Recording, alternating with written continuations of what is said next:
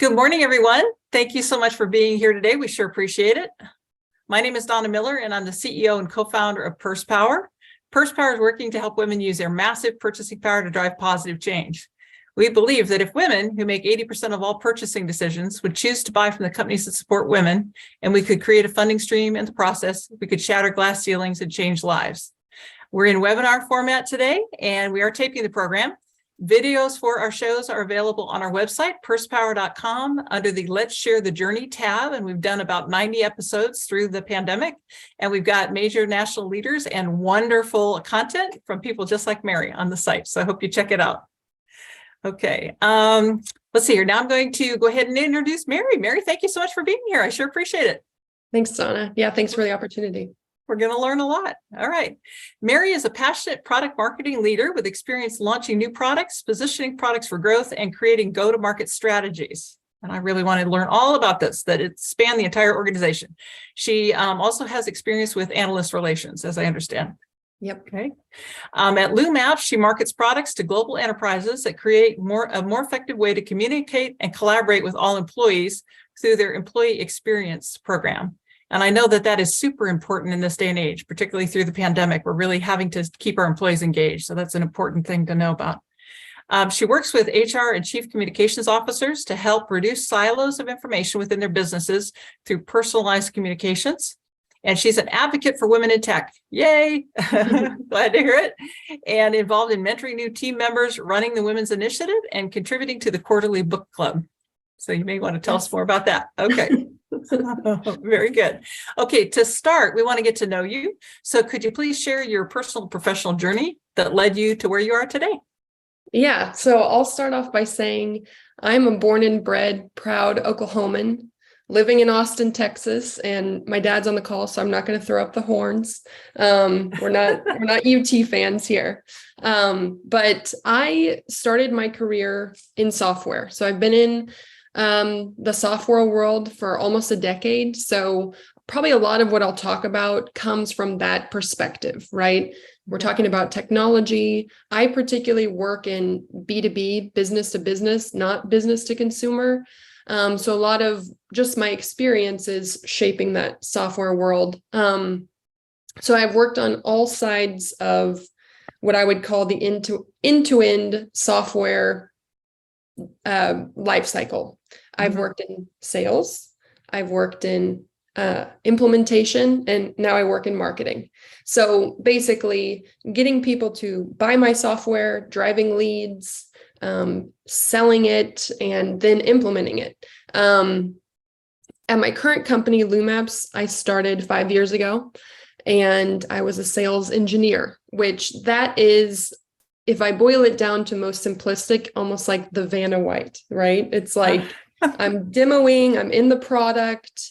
Since it's tech, right, you have to kind of explain what it does in the most user-friendly, non-technical way possible. So I started my software journey with LumApps in sales engineering, and then I moved over to product marketing. So product marketing at its core is, why should I buy you and not the competitor? It is differentiation. It's, what do we do really well? What do we beat the market at?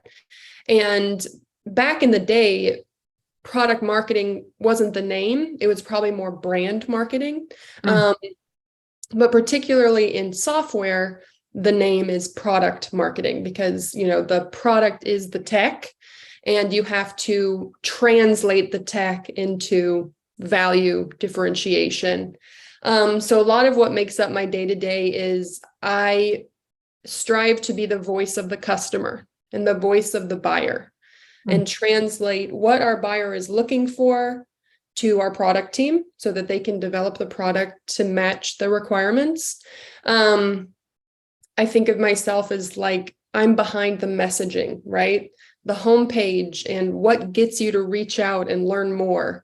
That's that really kind of messaging and value. And I want to, the best phrase I heard about product marketing was, the product manager puts the product on the shelf, the product marketer gets it off the shelf. So I want to accelerate adoption. I want to accelerate sales. And my company, LumApps, where I currently work, we do, just like you said, what used to be called an intranet or a corporate portal. Those kind of phrases have gone out of favor only because people associate these boring link farms, right? And they don't help with employee engagement. And so the modern intranet is often now called the employee experience platform. And so that's where I work. I would say throughout my professional career, it's always like the internal battle, right? Whether it's taking on a new opportunity or reaching out for that promotion, reaching out for that raise, my internal conflict is, my immediate thought was, oh, I don't deserve it, like, or oh, I can't do it, like that's too much, I'm going to fail. But then I always talk myself back, and it's like, well, failure doesn't mean that's the last step. It's just one small step. You learn from it and you move on. But I will say, in the research that I've looked at, that imposter syndrome and just the fact, even in school, young girls, they won't necessarily push themselves in subjects where they think they can fail or where they've had failure in the past. Because the research shows, and I know for myself as well, women are scared to fail. They'd rather do what they do really, really well and excel at that than potentially jump into something brand new, the unknown, and fail.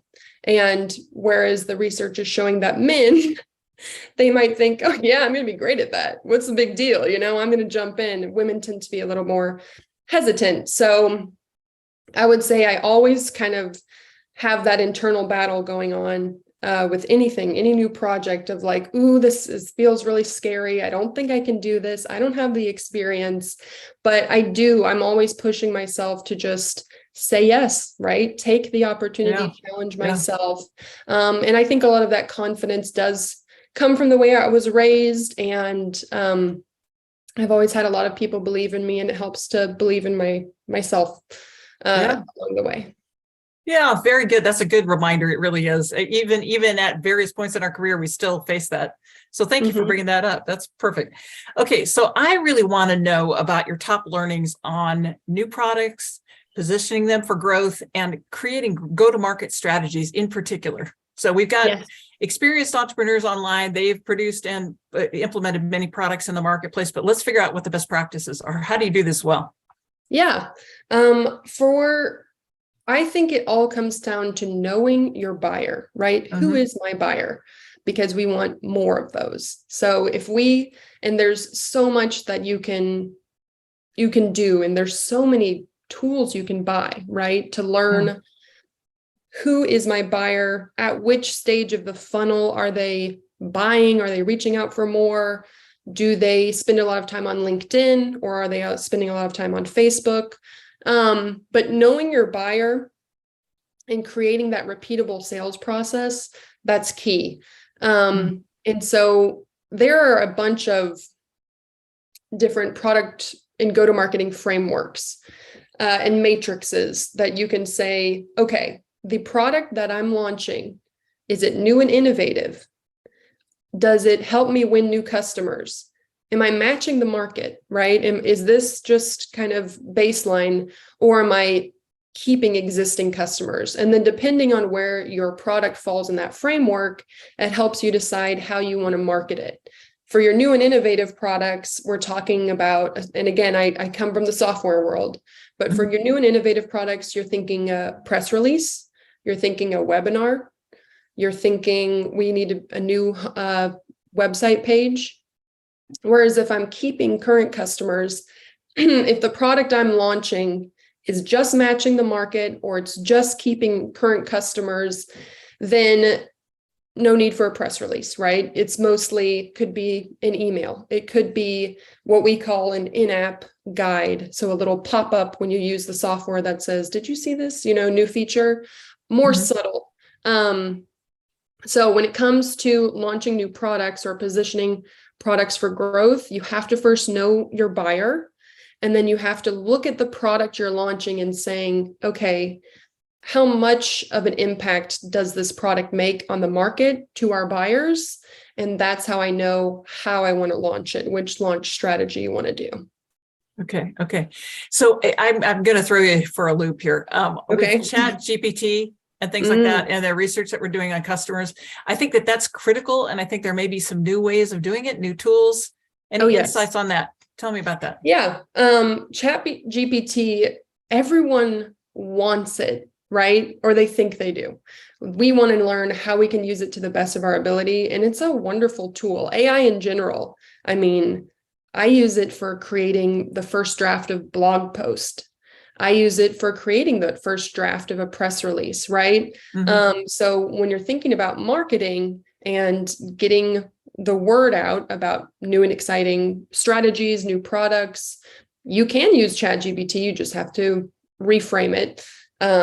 You can't use it for the first launch. And then a lot of companies, ours included, Zoom, the platform we're using now, I mean, that's all that leadership can talk about is ChatGPT and AI, right?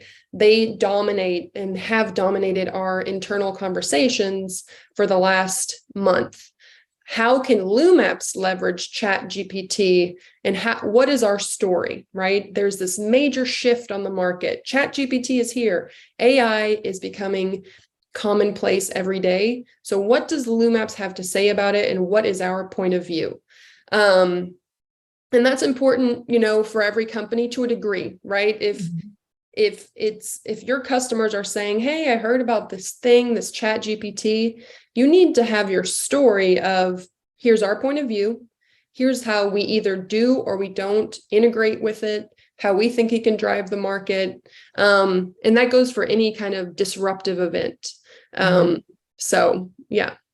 Okay. Yeah. And I put it in the chat, guys. If you haven't checked it out, check it out. This is as big as the internet in terms of the next, I think, the next stage of our work life. Okay. Let's see here. So what are some of the common mistakes that business owners make when they're introducing a new product or service, and how can we avoid those?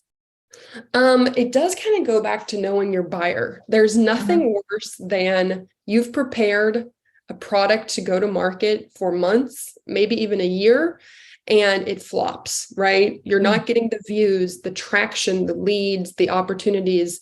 And often that's, you start looking back and say, what did we miss, right? Like we went to market, we tried to create all this buzz, but the fishes just weren't biting. So what did we misanalyze in the market? Did our buyer not want this product? Do they already use something? Is it too hard to convince them to change their product to our product? So again, knowing your buyer, doing a lot of studying of who buys your product. And I would say ways that you can avoid kind of these sad launches in the future are do a beta launch, right? Maybe you don't make a big splash. Maybe for the first 60 or 90 days, you are making a small splash with a very small subset of prospects or customers, and you can do A/B testing, right? So and A/B testing could be as simple as, are people responding to this wording about efficiency, or are they more responding to the wording about engagement? Are we seeing more, responses when we even post on like a Tuesday morning? Apparently that's the best time to post on social is Tuesday morning. Or are we seeing, the same kind of response regardless of when we post? And it kind of goes back to beta launches and A/B testing, your customer advisory board. So again, I come from a software background, but I'm sure all of you, when you have a business, you're looking to sell a product, you're going to have a subset of customers who you really can trust, and you're constantly getting their feedback. We call it a customer advisory board, or a CAB for short. We meet twice a year and we deep dive with these customers. Hey, we're thinking of launching a chatbot. Tell us how you use chatbots. Tell us how you'd like to use them. If we were to launch a chatbot, that is specifically for submitting PTO request, what pitfalls do you see with that? So before you even launch something, you're doing that testing, that research with your customer advisory board. For us, they tend to be our largest customers, but having a mix in there is really great on your customer advisory board. Yeah. And while we're on that topic, I want you to talk about the customer experience journey, if you would, in terms of how business owners need to look at that and how important it is. Oh, yes. Yeah. So again, it's, we're trying to get people to buy our software, stay loyal to us, and be brand advocates. Shout from the mountaintop how much they love using our product. And so that does require a fair amount of data, right? I need to know, kind of like I said, where does my ideal customer live in terms of their online presence? Are they on LinkedIn, on the Facebook? Do they, when they go to our website, what are they looking at? Are they downloading specific reports that we hope, have on our website? So having this data allows you to create the customer persona. So things like, if we want to launch a new product specifically for HR, and we know that the HR team, the HR people who are looking at our product, spend a lot of time on LinkedIn, then we know that we're going to spend most of our money promoting our new product on LinkedIn, right? And so that's kind of knowing your customer. And then the customer journey is that kind of funnel, like what takes them from just browsing to reaching out for more information to starting contract negotiations, buying the product, using the product, and then being an advocate. That's your journey of your customer, right? And so literally write it down. Take a few examples. What is a perfect customer? What has not been a great customer? And then you can start creating these repeatable persona and processes. Okay, perfect. I was going to ask you for resources to go through this journey effectively. Where should we look for tools to help us? Yes. So I work in product marketing, and I might be biased, but I do think even if you're an extremely small team, go to the Product Marketing Alliance and get certified. It's like a 40-hour course. You can take it, as long as you want, an hour a week, or you could finish it all in 1 week. But that's going to be essential because the product marketing is really the backbone of your marketing team. You're going to have people who organize events and webinars. You're going to have people who, are specifically writing your blogs or who design your website. But if you're a small team, start from the product marketing background, because it doesn't make sense to have a website if you don't know what makes your product different from another's, and you can't articulate that and put it on your website. So if you're interested in learning more about differentiation, competitive analysis, sales enablement, if that's something that your company or your organization is currently struggling with, Product Marketing Alliance is a wonderful resource. They have a lot of free resources on their website without having to take the certifications. And also, this is something you can do today, right? Win-loss interviews are essential. And I like to say it's win and it's loss. A lot of people just focus on one or the other, but it's important to know why people buy you. And it's important to know why they don't. So kind of start a document or spreadsheet where you're focusing on those exact questions, win and loss. It's often good if the salesperson does not conduct those interviews, because that's a little awkward, right? Why didn't you buy us? So being from the marketing team, I may not know that deal at all. And it went sideways and we lost the deal. But I can still come in and say, hey, this will take 10 minutes of your time. I'd just like to know what went into your decision making. Why did you decide to move another way? And a lot of people will say, the price was too high. I love it. It's like, well, tell me more about that. And it's almost always timing, right?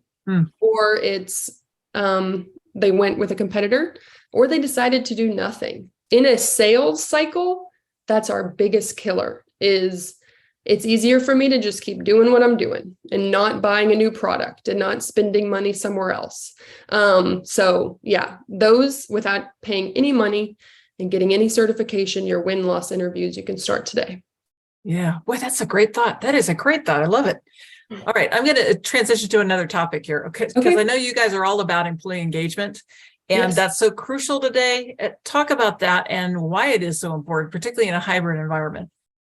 Yeah. So since 2020, the way we have worked, I mean, it's almost unrecognizable, right? We were in our office every day, most of us. We were having company lunches and happy hours. Then most of us transitioned to fully remote.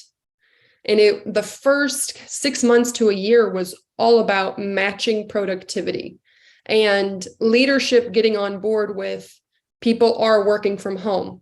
Of course, there's a ton of companies who had embraced that long before 2020, but there were a lot of companies who truly thought, if my employee is at home, they are not working. Right. So for that first 6 months or a year after COVID really hit, it was maintaining the productivity status quo. We want to make sure people are really getting as much work done when they're at home as when they're in the office. Okay, then we hit what was often called the Great Resignation or the Great Reflection. A lot of employees quit, right? They quit their job. They looked for something new, or they took time off. And then there was that period of quiet quitting, which again, I hated that term because I was like, that sounds clickbaity to me. But now, especially within the last 3 to 4 months, and in tech, we've had so many layoffs, right? The Great Resignation, not anymore, right? Not really. It's kind of flipped it back on its head. Employees had a lot of power and had a lot of autonomy. Maybe not so much now. I think, and you and I had talked about this, it was a lot of companies kind of taking back, with these layoffs. So employee engagement is super critical today because, let's be honest, so many companies have had to ask their workforce to do more with less. Maybe they went through layoffs, or maybe it wasn't layoffs, it was just restructuring the team.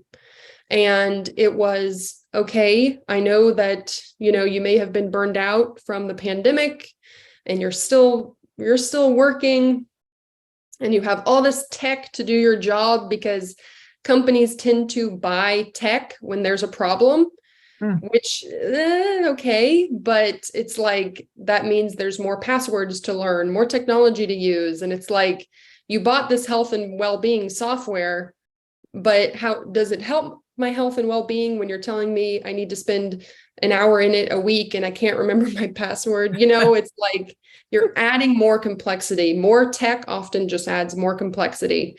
And so if we really want to engage our employees, we have to give them the tools to help with that, like help with productivity, help with remote work. And we can't just be adding more tech and complexity onto their day-to-day job. And this example, it's kind of funny. It's like, okay, our employees need some well-deserved time off. We're going to encourage them to take that time off. What does it look like to literally request PTO at your company?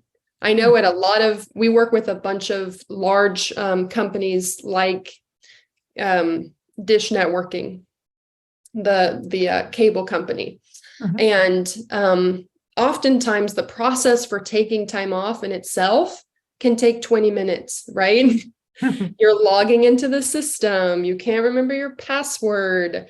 You never use this system, and it has to go for approval to 4 different people and blah, blah, blah. So it's like the act of taking time off can be laborious in itself. And all of those things just add up to be detrimental to employee engagement. and employee productivity and the overall employee experience. So let's talk about that. So what are the moments that matter in the Yeah. employee experience in terms of engagement?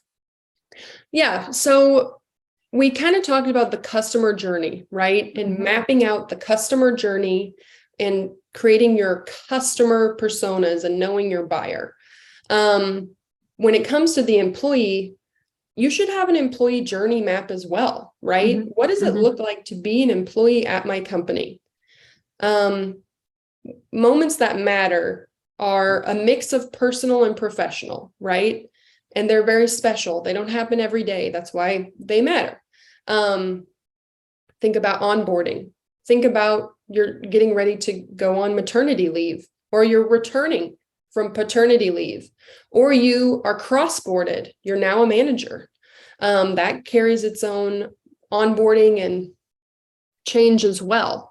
So the moments that matter, one reason why they matter so much is they have so much influence on that employee, right? A lot of employees know within the first month if they want to stick around or not. Yeah. First month. So you have to get onboarding right. And you have to really provide a good experience and be the guide for that employee. So moments that matter, they don't happen every day. They can be easy to pinpoint, and they're a mix of personal and professional. And when you are mapping your employee life cycle, if you invest in those moments that matter, if you invest in the experience of that moment, it's going to go a long way in terms of engagement and productivity, right? If you really invest in that parent getting ready for their leave, maybe we hope that they come back more energized, like not more energized, but they're ready to come back. They're excited. They feel like they're coming back to something. Likewise, if you really invest in them coming back from that leave and guide them through XYZ at your company, what's happened or what you need from them or major changes, they will feel really invested in. And it's a big improvement to their experience. Yeah. And so I'm a former HR executive, and I know that one of the things we used to do is look at our turnover statistics and try to figure out how far into their employment do people leave, right? Yes. Where the big spikes, and you're trying to figure out what's going on right there. And I'll bet you the employee experience, to your point, is probably what it's about. Either it's been handled well or handled poorly. Exactly. Yeah. Yep. Very interesting. Okay. So how do you see different generations as engaging at work? I mean, we've got what, 4 generations, maybe even 5 in the workforce now? I know that's a great question. So number one, we know that our younger generation, they grew up honestly with a cell phone, right? At what age did Gen Z start using Instagram and Facebook or even TikTok, right? Technology was never the problem. There wasn't that learning curve. But growing up with technology means that they're going to expect the same experiences in their working tech as in their personal tech. I mean, no one has to train you to use Facebook, right? No one has to train you on how to scroll through Instagram or post a photo or leave a comment. That's so easy. It's almost second nature. Is your working tech the same? Right? Are you working in these technology platforms and processes that require a bunch of training and know-how to get your job done? If so, Gen Z is not going to have a lot of patience for that, right? So, and we know that they love video as well. So if you've thought about how do we use video more at our company for our corporate messaging or for our training and enablement, now's the time. Now's the time to really get serious, because they're going to really expect that and engage with it and appreciate it. And I would say for the other generations as well, millennials, it's kind of the same, right? We want our tech to be easy to use.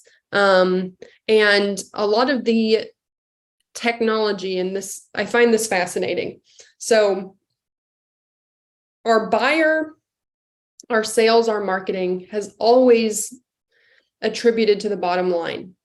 So we have always invested as a company in getting new business, of course, right? Like that doesn't need to be explained. But have we always invested to that degree in keeping our employees around? Mm. I would say yes, right? HR teams have always been obsessed with employee experience, and we know that. But finally, a lot of tech is catching up. Mm. So what I mean by that is the best of your marketing automation tools, and I mean things like mapping the customer journey, knowing when to target which customer via which platform and using which resource. Those are now coming into the company world. So instead of just sending an email blast or an email, a static kind of not changing link farm, we're now seeing corporate portals be super engaging with video, with Facebook-like features to promote that employee engagement and that digital headquarters. For people who never go into an office, how am I supposed to get to know someone that I've never seen before? Where does that organic interaction come from? So kind of creating those customer experiences and using the best of customer experience technology and bringing it into the employee-facing world. Wow, that's a big deal. That's a big deal. Yeah. I know that a lot of companies are trying to pull people back into the office because of this, because of the connection. So you're finding ways to do that electronically. Can you talk a little bit more about that? Yeah. So of course, I work for a company that does that, but take that out of it, right? It's the notion of having a digital headquarters where I can go and I can learn about the company. I can read news. I can stay up to date. I can learn how to join the leadership town hall, but then I can also share what I've seen on the field. Hey, I was at a conference and I saw this competitor give this presentation. Sales team, this may be really interesting to you, and I need to have a venue to share that really easily. And maybe it's via video, right? I can record a quick video of my phone.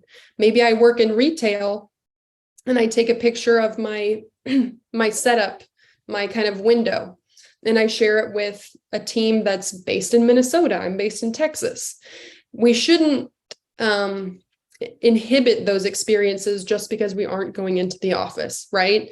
And actually what we've seen from our customers are they used to do a lot of diversity and inclusion kind of quarterly meetings around the table. They would talk about what they have going on, prep for the next quarter, prepare events. And it was limited to the people who were in that meeting room at that time. Now they're doing it online and they've seen participation jump, right? And they're able to now highlight those kind of initiatives on the homepage of their digital headquarters. So it's actually being really impactful and helping to engage more employees. And of course, the employee groups that we often forget about are those on the front line. Maybe they're your nurses. Maybe they're the ones on the floor of the retail group.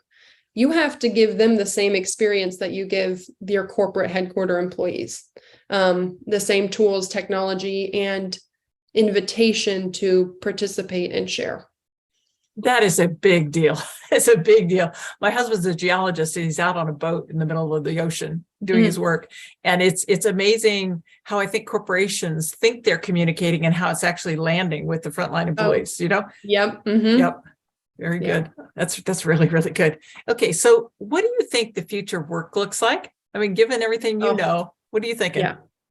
Well, I think you kind of, you touched on it, like ChatGPT and AI, we can't go back. Like it's out the gate. And so we have to just embrace it, learn how to use it, learn how to leverage it.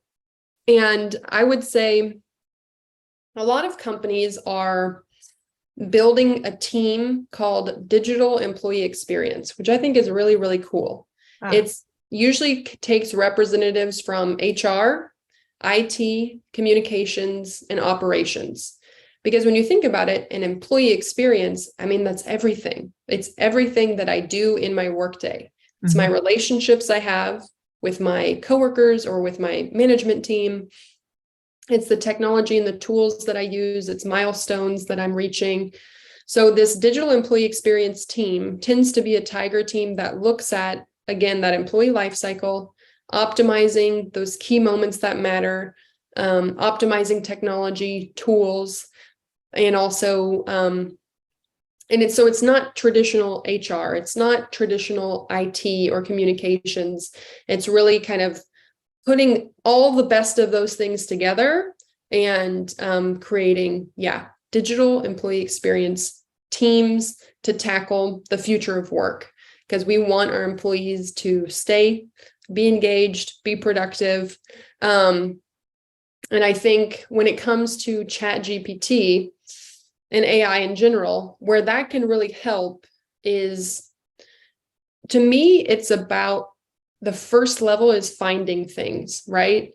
Mhm. So we at LumApps, we're looking at chatbot, right? Because a lot of times when an employee has a question, it could be IT related, HR related, but it's like, I'm looking for something. How do I do something? I need something.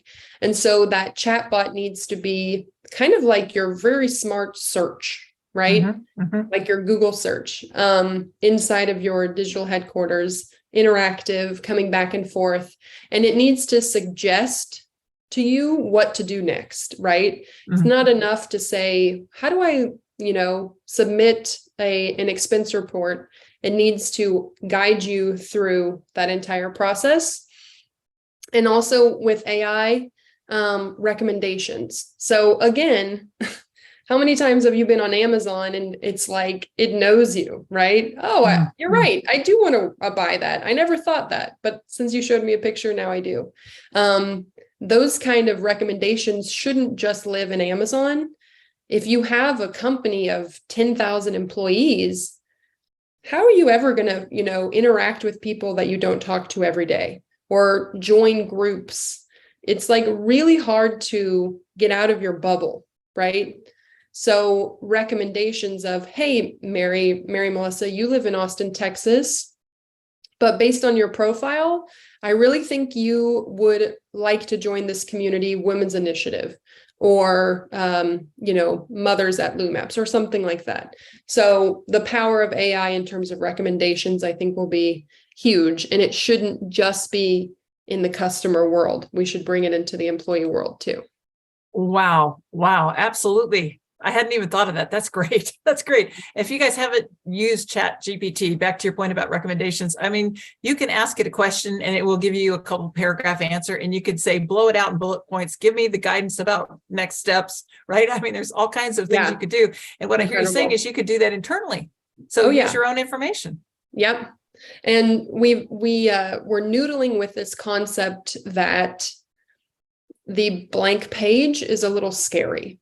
So if you want to send a notice to your team or create a news, something's new, something's exciting, but the blank page is scary, you just have ChatGPT and it kind of writes it for you. And then of course you modify it, but it takes away the barrier to starting from scratch. Yeah. It so does. It really does. All right, guys, I want you to go ahead and put your cameras back on, put your mics back on, and let's have an interactive discussion. There's some things you'd like to talk with Mary about. Suggestions, questions. Everybody's still on mute here. I'll ask you one while they're thinking of it. Okay, hang on. Okay. Let's see here. So how can building a collaborative culture keep employees motivated and engaged? We talked a little bit about that, but key communication mechanisms that you use to keep people engaged with you as a corporation or as a company? Yeah, I think it's all about making it easy, right? I know we kind of talked about this, but like I said, a lot of companies, to solve a problem, they add technology. Is that always the best way, right? What you really want is your employee to have an easier time doing X, Y, Z.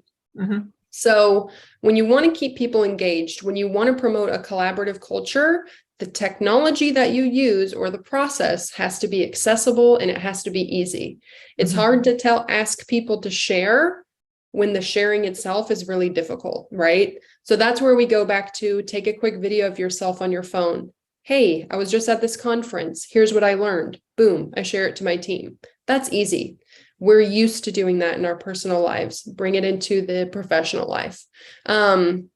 And I think too, like we said, organic discovery, right? If I'm not in the office, I'm not going to meet someone at the water cooler, but that doesn't mean I shouldn't meet them, that we couldn't learn from each other and collaborate together. So recommendations or organic discovery through tools and technology, that's, I think, really, really useful. And I would also say, look, I know this, right? A lot of companies are really scared about what their employees have to say about them.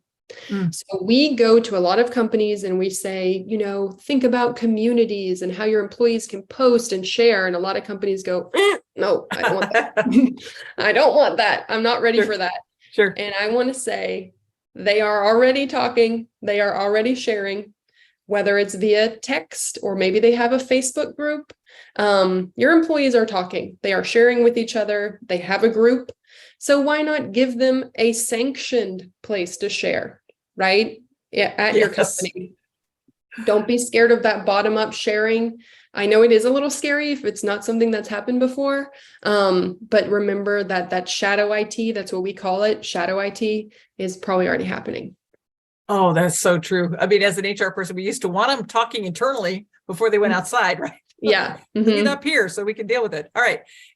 Comments, guys? Questions, interactions? This is Joyce. I had a question. You made a comment that Tuesday morning seems to be a good time for social media posts. Can you give more information why that seems to be a popular time? Yeah. And I'm definitely speaking US focused. So I come from that US point of view. Tuesday tends to be a day when a lot of people are online and working. Monday and Friday, often there are, groups of people who take those days off and have a long weekend. So Tuesday seems to be a day when people are already online and engaged and working, and particularly with LinkedIn. I say in the morning, but really it's all day. Tuesday, the morning shows a little bit more engagement. And I get a lot of this info, I can put it in the chat, from HubSpot. So if you work in marketing and you have, questions, HubSpot has an amazing blog and they share a lot of resources for free. And they just come from a really good point of view and thought leadership. And so, yeah, the data's just shown that on Tuesday, people tend to be behind their computer, reading information and sharing. So we have people at LumApps who even block 15 minutes on their calendar every Tuesday morning to remind themselves to post on LinkedIn or on Facebook. That's a really good point. You guys, Google Analytics, I think, also tells you when people are looking at your stuff. Yeah. Yeah. Mm-hmm. Very good. Other comments, questions? Okay, let's see here.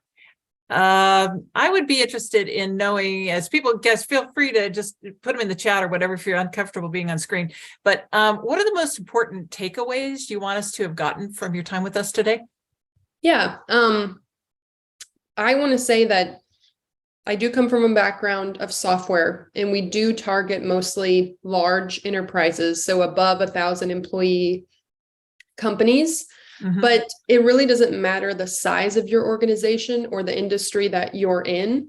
When it comes to employee experience and how you want to prioritize that at your company, you can do something, right? You don't have to have this huge team. You don't have to have a lot of people to prioritize the employee experience at your company. You can do a little bit of that research on your own. So again, the journey mapping. Even if you have a very small company, it's still good to know, right? Like, when do people leave? Why do they leave? Can we keep them? Can we improve our onboarding? Can we improve XYZ? So I hope that this wasn't just for those large, enterprises or software focused only, because there are things from employee experience that you can take. And then I hope also from the product marketing side of things that you can take as well. So really getting firm on your differentiators and having that pitch of why are we better than our competitors? Why do we win? And being able to put some of those things into practice. There's a lot of parallels, it seems, between how you look at your customers and treat your customers and understand their expectations. And you do the same thing with employees. Yeah, exactly. A lot of equivalent there. All right. Okay. Are there any other questions or comments, guys? Yes, I have a quick question. I want Great. to talk about cultural, international. What's the difference between the U.S. workforce and other workforces, and how do you differentiate, and how do you reach the other people? Yeah, so that's huge. So maybe one thing that I have left out is that our company is French. So I spend all day, every day with French colleagues. And there's a lot that goes into that, right? We're on different time zones. I have to be behind my computer at 8 a.m. and they're gone by 11:30, right? It's 6:30 p.m. for them. Of course, the language and sometimes the humor or the idioms that we use, they don't translate. But also working in a European-based company, I mean, things like time off is different, right? So in August, they take a long vacation, which is amazing. Good for them. They have the whole month of August. They can take it off. And there are more of those social benefits as well. So I have experience from this. We work at an international company. And most of our customers that LumApps serves are international to some degree. And I think some things that are key, and this sounds kind of easy, but you have to make sure if you want to communicate to a specific group of employees that it's in their language. And again, we could go back to AI, right?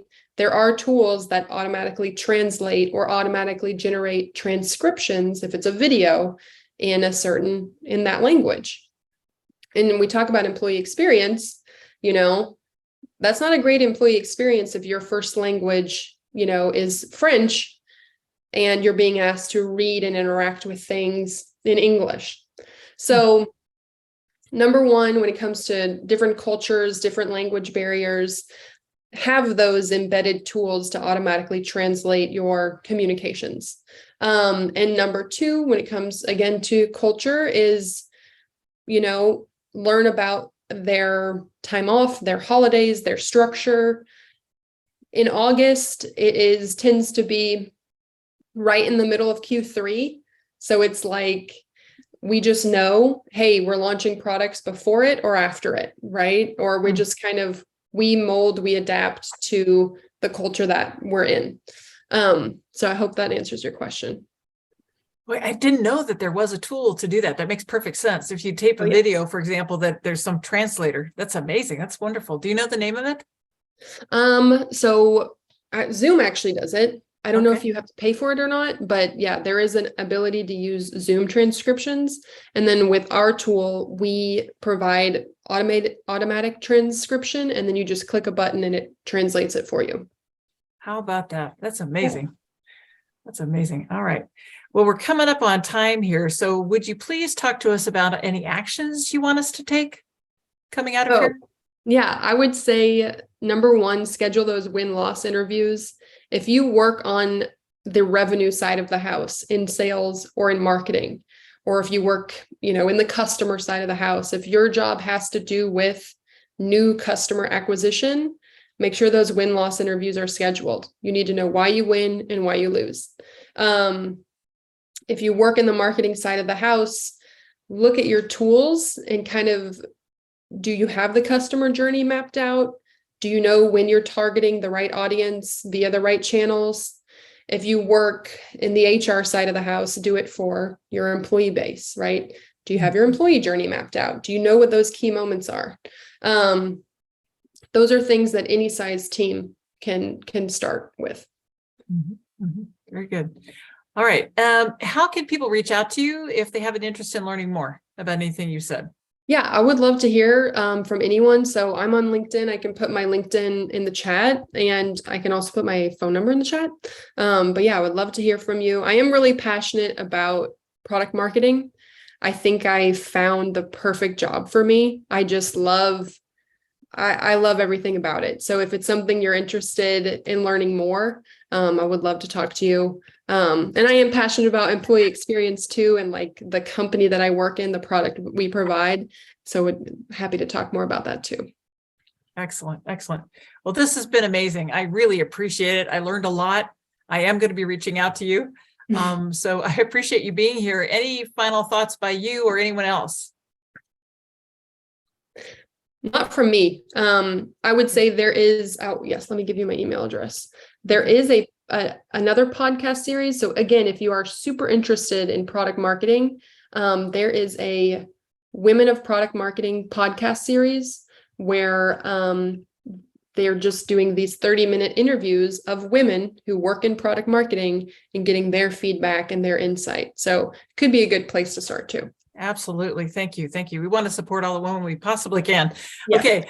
I wanted to let everybody know what's coming up. So on March 17th, I have Allison Shapiro with Global Public Speaking coming on, and she's going to be talking to us about public speaking, getting engagements, and how to promote your business through public speaking. On the 24th, we have our monthly networking meeting, and this is just where we get a chance to connect with each other and get to know each other better. On March 31st, I'm looking at having Lynn Flynn on. She's the owner facilitator of the Women's Executive Board. So she has run the Oklahoma Business Ethics Consortium for a number of years, and she also now helps women get on boards, and I think she's going to be excellent. And then I'm very excited. Chris Costello is going to be joining us. She's the EVP of Worldwide Strategic Accounts for Amazon. So she's going to be on April 7th, and you don't get access to a person like her very easily. So I hope you can join us. Let's see, I appreciate you being here today. Thank you so much, everyone. Thank you, Mary. Learned a lot. Yeah. And we put all of our postings, we'll have this video up by tonight on our YouTube channel. We'll have it up on the website under Let's Share the Journey at pursepower.com. Please do go there, support us by sharing our social media links, promote this program, let people know it's here, and I hope you'll join us for future meetings. Last chance, anybody? Okay. Thanks, you guys. I appreciate it. Please remember, Purse Power, we have it. Let's use it. Take care. Thanks. Thanks, guys. Bye-bye.